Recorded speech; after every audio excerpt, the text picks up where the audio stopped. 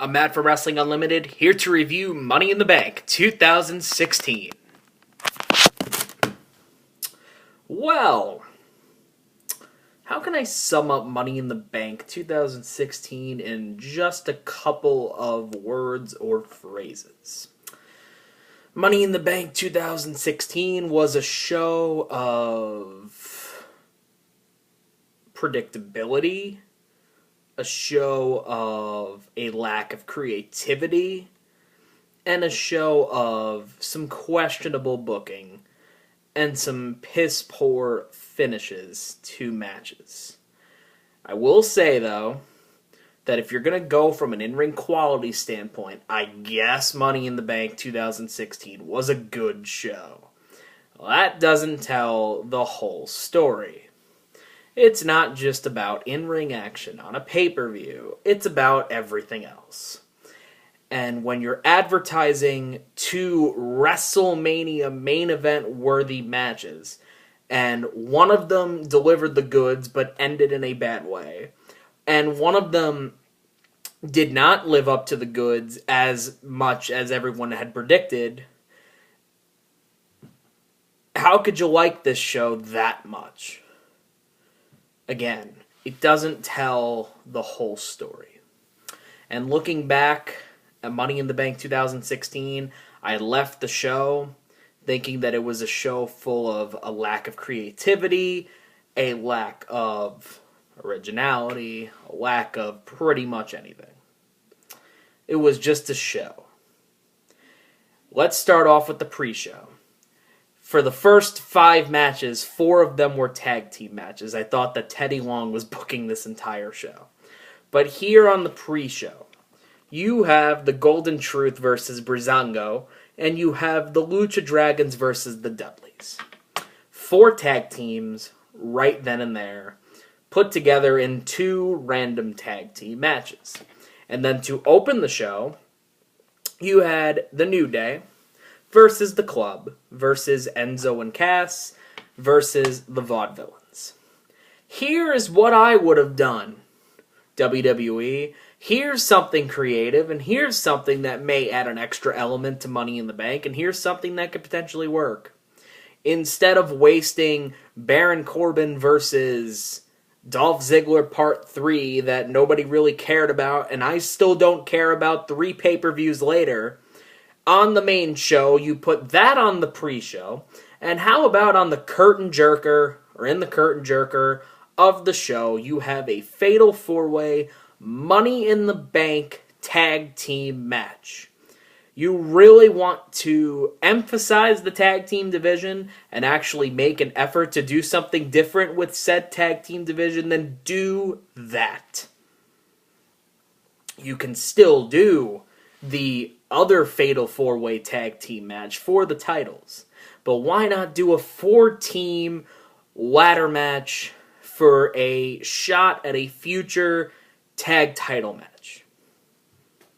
What's wrong with that? Instead, you pretty much wasted the 4 teams that I mentioned in the beginning on the pre-show in 2 matches that I really could care less about.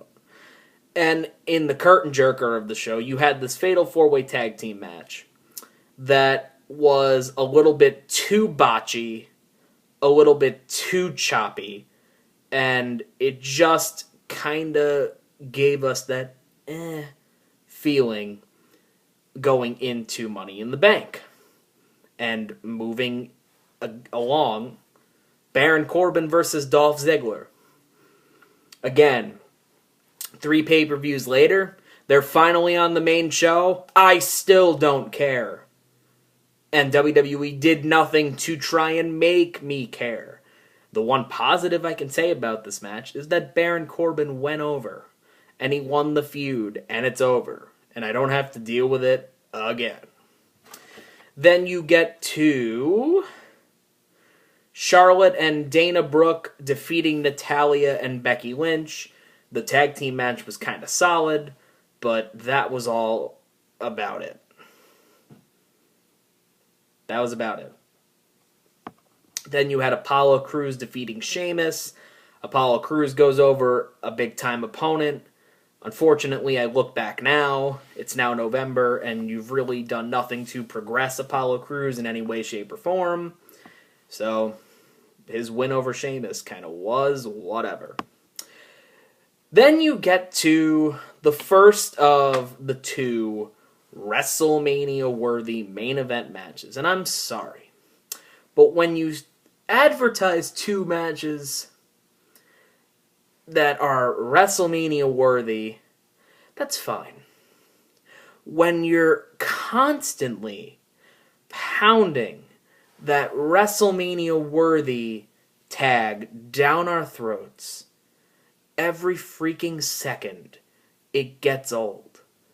And it starts to lose its effect, and it starts to lose its meaning. And unfortunately, I heard that phrase, WrestleMania-worthy main event, so much. I looked at this AJ Styles versus John Cena match. It was worthy of being a WrestleMania match, not a WrestleMania main event. I looked later at Roman Reigns versus Seth Rollins. That match could be a WrestleMania match.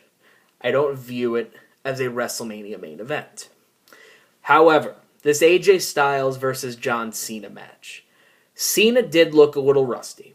I will give you that. Cena has pretty much become a part-timer, and you're going to expect a little bit of rust out of him because he doesn't compete as regularly as he does. That's fine and dandy, whatever. He can still get a good match done.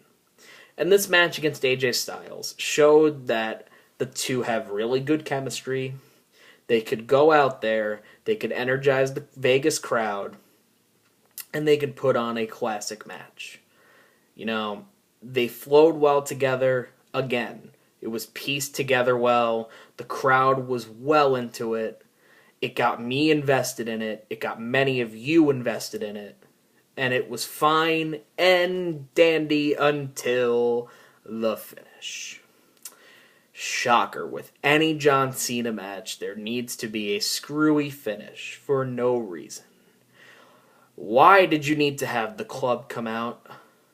Especially considering that one short month later, the whole alliance between the club and AJ Styles would be over. Why was this necessary? Why? You know, JBL, really, as terrible as the commentators are in WWE, and even though JBL was technically in character when he said this, he hit the nail right on the head. Why ruin this match?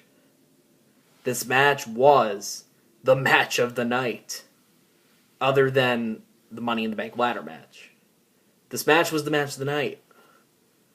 And unfortunately, it was ruined with yet another screwy finish involving John Cena, because we just can't beat him clean, right? AJ should have beat him clean here as a respect thing. Instead, that honor went to their SummerSlam match, so I guess it's not that big of a deal, and I'm not really as pissed off about it as I was about some other booking decisions that involve John Cena. See Bray Wyatt, see The Nexus, see Rusev, yeah, see Kevin Owens. Yeah, that's about it. I'm sure there's more in there somewhere. Oh, Money in the Bank ladder match. Ambrose, Del Rio, Cesaro, Jericho, Owens, and Zayn. Now I'm going to look at this match, and unfortunately, the one hindrance, and even though sometimes predictability can be a good thing, in this case it really wasn't. I really didn't think there were any other options other than Ambrose winning. And it kind of sucks to see that because... Let me rephrase that. In one sense, it sucks to see that, and in another sense, it worked. Because it worked to set up the Shield triple threat, which is what we've been waiting for, which is fine. But I look back at everything that Ambrose has done since the split of the Shield. Was he really worthy of this spot? Just asking. I'm really curious as to how he was deserving of Money in the Bank.